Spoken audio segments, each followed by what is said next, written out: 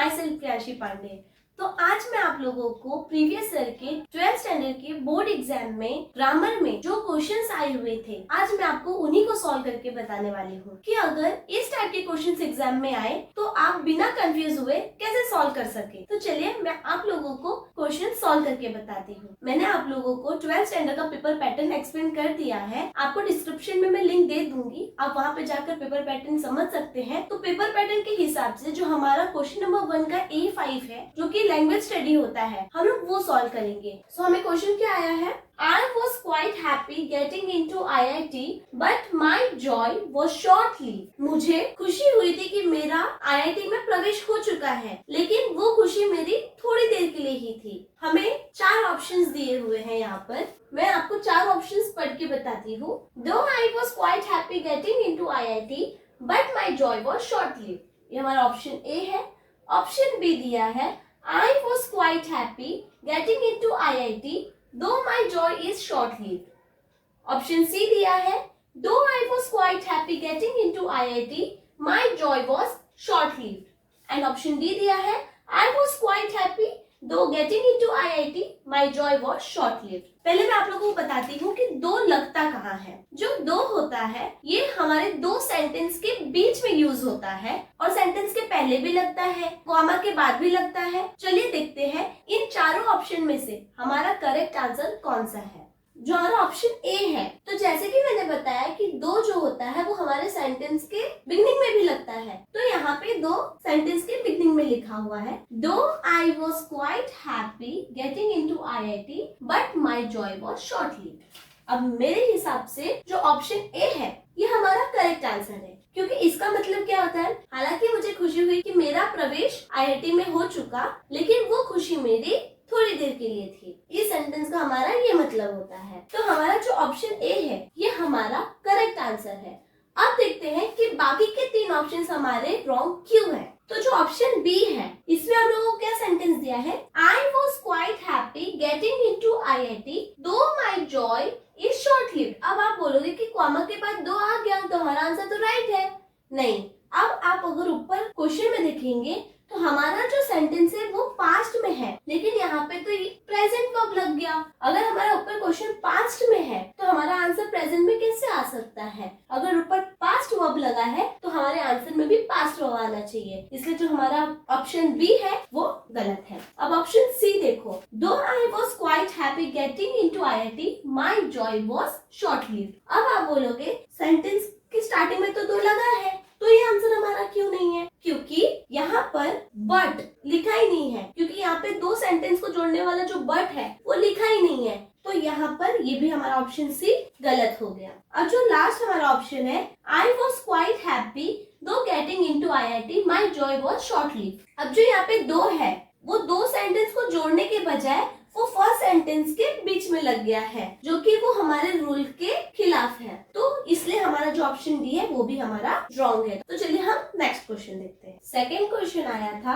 I felt extremely humiliated and upset, और हमें bracket में पूछा गया है, identify correct exclamatory form of the above sentence. ये सेंटेंस का हमें एक्सक्लेमेटरी वाले सेंटेंस ढूंढने हैं। एक्सक्लेमेटरी ये नाम सुन के हमारे दिमाग में फटाक से एक्सक्लेमेटरी मार्क आ जाता है। जो हम लोग को एग्जाम में 4 ऑप्शंस दिए हुए थे वो पहले मैं लिख लेती हूँ और फिर उसके बाद आपको करेक्ट आंसर बताती हूँ। यहाँ पर जो ऑप्शन ए है वो हमारा आंसर नहीं है, जो ऑप्शन बी है ये हमारा राइट आंसर है। अब देखते हैं कि बाकी के हमारे आंसर राइट क्यों नहीं है। क्वेश्चन में देखो यहाँ पे फेल्ट दिया है जो कि फिल का पास्ट टेंस है, लेकिन हमारे जो ऑप्शन सी में आप अगर देखने चाहोगे तो यहाँ पे हम लोग को दिया है फिल, जो कि प्रेजेंट टेंस में हम यूज करते हैं, बट हमारा जो क्वेश्चन है वो पास्ट टेंस में है, तो ये ऑप्शन सी जो है वो हमारा रॉन्ग आंसर है। और आप देखने जाओगे डू जो होता है ये भी हमारे प्रेजेंट टेंस का ही काम करता है, और ऑप्शन डी भी फिर हमारा आंसर रॉन्ग है। और राइट आंसर कौन सा है, B1। नेक्स्ट क्वेश्चन सॉल्व करते हैं हम अभी। हमें A6 में एंटोनियम्स पूछा गया था, match the following with the एंटोनियम्स। पहले मैं आप लोगों को बताती हूँ कि डिफिडेंट मतलब क्या होता है। डिफिडेंट वो व्यक्ति होता है जिसके अंदर थोड़ा भी कॉन्फिडेंट नहीं होता है, तो उसका अपोजिट यहाँ पे क्या होगा, कॉन्फिडेंट। मतलब कि जो व्यक्ति फुल ऑफ कॉन्फिडेंट रहता है, जिसको अपने काम में कॉन्फिडेंस रहता है कि हाँ भाई मैं ये चीज कर लूंगा। तो हमारा फर्स्ट वन का आंसर क्या हो जाएगा? Option third. सेकेंड वन है ह्यूमिलिएटेड। ह्यूमिलिएटेड मतलब वो व्यक्ति होता है जो अपमानित हुआ होता है, उसी को हम ह्यूमिलिएटेड बोलते हैं। और उसका अगर आप अपोजिट देखने जाओगे तो इसका अपोजिट होगा एक्सिलरेटेड, यानी कि जिसका बहुत प्रशंसा होता है, जिसकी हम बहुत तारीफ करते हैं, तो उसी को हम क्या कहते हैं? एक्सिलरेटेड। तो ह्यूमिलिएटेड का अपोजिट क्या होगा?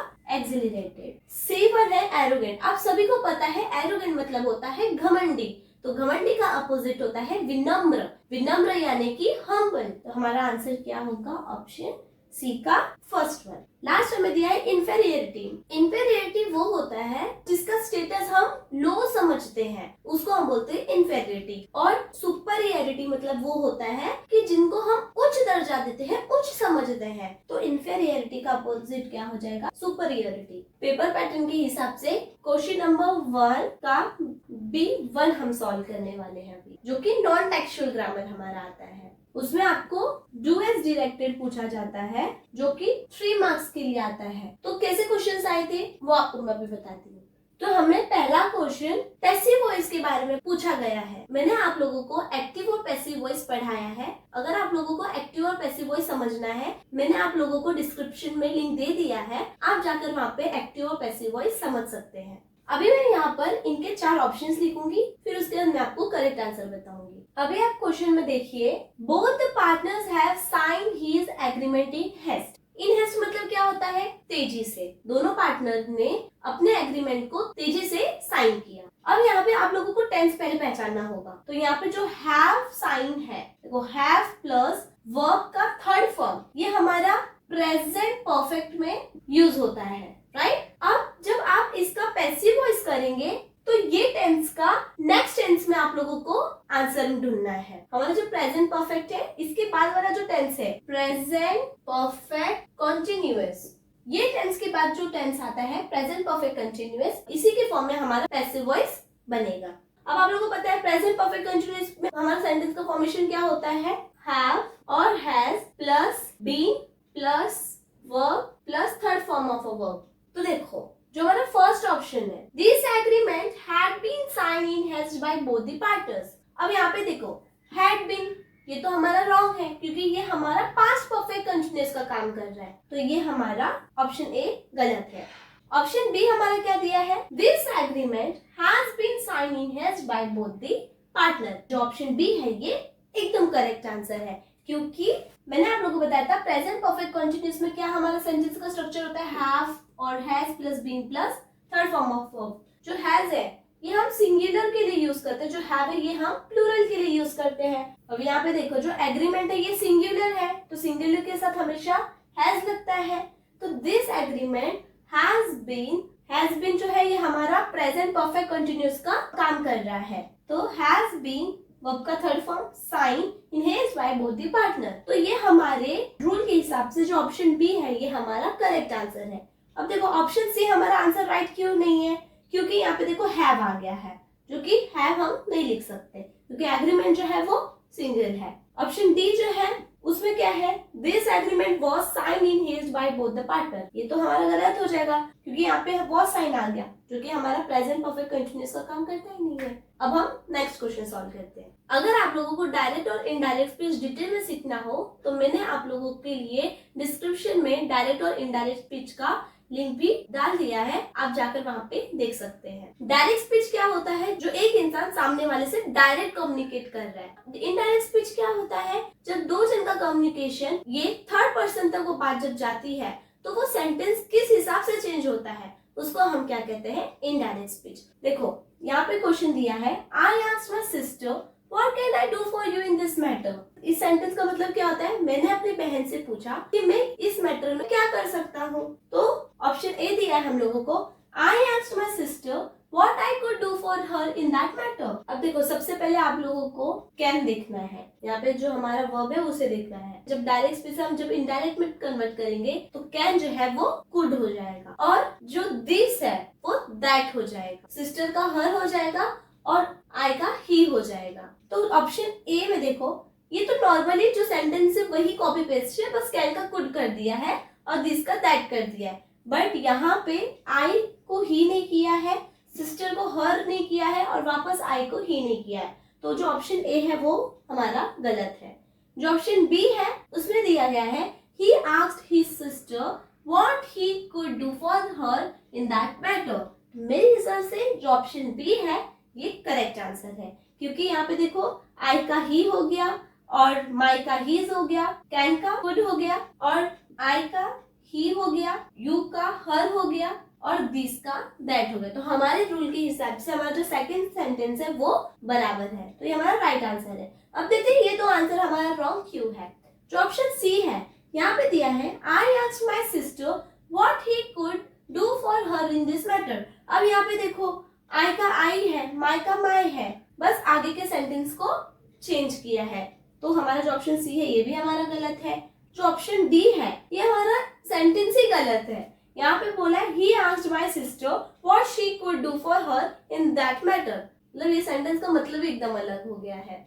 तो ऑप्शन डी भी जो है वो हमारा रॉन्ग है। तो हमारा करेक्ट आंसर कौन सा है? Option B. थर्ड क्वेश्चन हमें पूछा गया है, आपको हमेशा एक चीज याद रखना है, जो नो सुनर होता है वो हमेशा हमारे सेंटेंस के बिगिनिंग में हम लिखते हैं और नो सुनर के साथ हमेशा हम क्या लिखते हैं?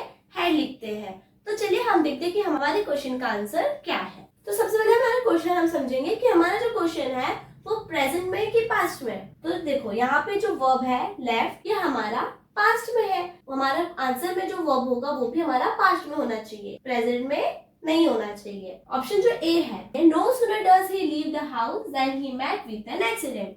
अब यहाँ पे नो सूनर तो सेंटेंस के बिगिनिंग में दिया है, लेकिन नो सूनर के बाद क्या लिखा है? डज। लेकिन रूल के हिसाब से नो सूनर के बाद डज नहीं आता है, नो सूनर के बाद हमेशा हैड आता है। तो हमारा जो ऑप्शन ए है वो हमारा रॉन्ग है। जो ऑप्शन बी है देखो वहां पे क्या दिया है, no sooner had he left the house then he met an accident.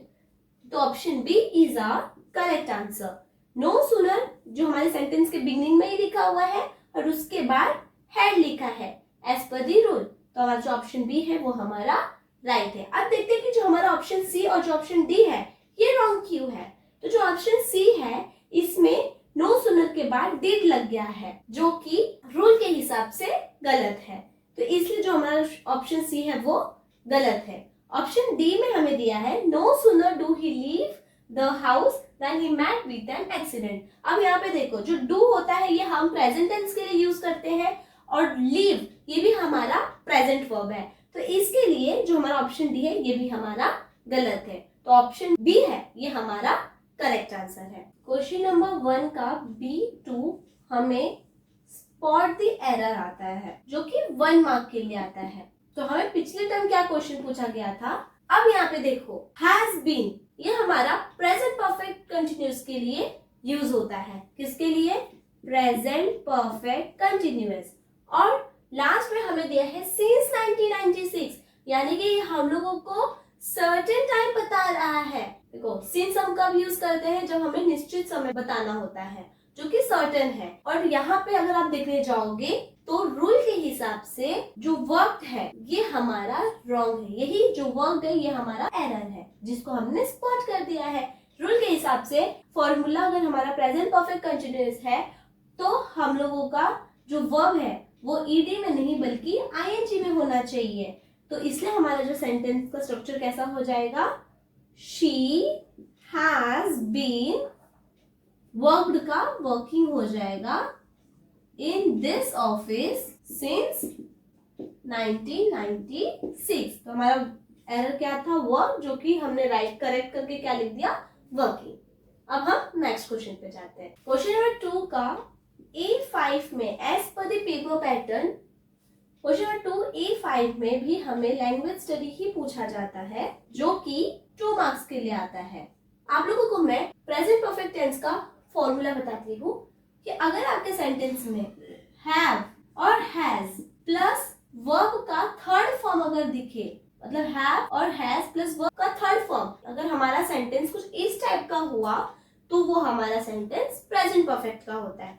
तो चलिए पहले मैं आपको ऑप्शन लिख के बताती हूँ और फिर हम हमारा करेक्ट आंसर ढूंढेंगे। आपको पता है हैव हम प्लूरल के लिए यूज करते हैं, जो हैज है ये हम सिंगुलर के लिए यूज करते हैं। जो गवर्नमेंट है ये हमारा सिंगुलर है, गवर्नमेंट इज द सिंगुलर, तो गवर्नमेंट के साथ हम क्या लगाएंगे, हैज लगाएंगे। तो जो ऑप्शन ए है, government of India is encourage medical tourism in the country, rule के हिसाब से हमारा प्रेजेंट परफेक्ट टेंस में हैव और has plus verb plus third form होता है। अब यहाँ पे हमें हैव नहीं ध्यान रखना है, क्योंकि मैंने बोला है कि सिंगुलर के साथ हमेशा हैज लगेगा। तो जो गवर्नमेंट है वो सिंगुलर है, तो उसके साथ हमारा हैज लगने वाला है, तो हैज हमें यहाँ पे ध्यान में रखना है। देखोगे तो यहाँ पे इज आ गया, इज जो है ये सिंपल प्रेजेंट का हेल्पिंग वर्ब है, जो कि ये गलत है। ऑप्शन बी में देखने जाओगे तो government of India had encourage medical tourism in the country. अब ये हमारा पास्ट परफेक्ट टेंस का काम कर रहा है, क्योंकि हैड जो होता है ये हमारा पास्ट परफेक्ट में आता है, तो ऑप्शन बी जो है वो भी हमारा गलत है। ऑप्शन सी में हमें दिया है government of India has been encouraged medical tourism in the country. अब देखो जो हैज बीन होता है ये हमारा प्रेजेंट परफेक्ट कंटिन्यूअस का काम करता है, और प्लस यहाँ पे आईएनजी होता है, वर्ब के साथ आईएनजी होता है, लेकिन यहाँ पे ईडी है, तो ये तो सेंटेंस का स्ट्रक्चर गलत है, तो ऑप्शन सी भी हमारा रॉन्ग है। तो ऑप्शन डी जो है government of India has encourage medical tourism in the country, तो option D is our correct answer. यहाँ पे देखो रूल के हिसाब से हैज है वर्ब और वर्ब का थर्ड फॉर्म। अब हम नेक्स्ट क्वेश्चन पे चलते हैं। हमें सेकंड क्वेश्चन दिया है, देखो जो मे होता है ये वर्ब हम लोगों को संभावना बताता है, लेकिन हम लोगों को क्वेश्चन में ये पूछा गया है कि हमें सर्टेनिटी बताना है, यानी कि निश्चित रूप, जो है निश्चित पक्का, ये हमें बताना है। हमारा जो ऑप्शन ए है, तो इसमें जो हमारा वर्ब है कैन, ये हमारा मॉडल वर्ब है, ये हमारा मॉडल है। क्या है, ये हमारा मॉडल है, लेकिन हम लोगों को क्वेश्चन में ऑक्सिलरी पूछा है, तो मॉडल हमारा गलत हो जाएगा, तो ऑप्शन ए हमारा रॉन्ग है। जो ऑप्शन बी है, तो ये माइट जो कि मे का पास्ट टेंस है, तो जो माइट है ये भी हमें संभावना बताता है, तो ये हमारा गलत हो जाएगा। ऑप्शन सी हमें दिया है this will make it difficult to deal with any complication. तो देखो जो विल होता है ये हमारा ऑक्सिलरी होता है, कैन, कुड, शुड, ये सब हमारे जो होते हैं इन्हें हम मॉडल बोलते हैं।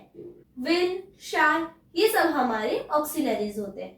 तो जो विल है, हमें क्वेश्चन में तो ऑक्सिलरी पूछा है, जो विल है ये हमारा ऑक्सिलरी का काम कर रहा है, तो इसलिए हमारा ऑप्शन सी जो है ये हमारा करेक्ट आंसर है, और ऑप्शन डी भी हमारा गलत हो जाएगा। पोइट्री सेक्शन में भी हम लोगों को ग्रामर पूछा जाता है, लेकिन प्रीवियस ईयर के पेपर में पोइट्री में जो ग्रामर सेक्शन होता है वो क्वेश्चन गलत आया था, तो उसकी वजह से मैं आप लोगों को वो एक्सप्लेन नहीं कर रही हूँ। अगर आप लोगों को ग्रामर रिलेटेड कोई भी डाउट रहेगा तो आप मुझे कमेंट कर सकते हैं, मैं आपकी डाउट जरूर क्लियर करूंगी। मिलते हैं नेक्स्ट वीडियो में, बाय बाय।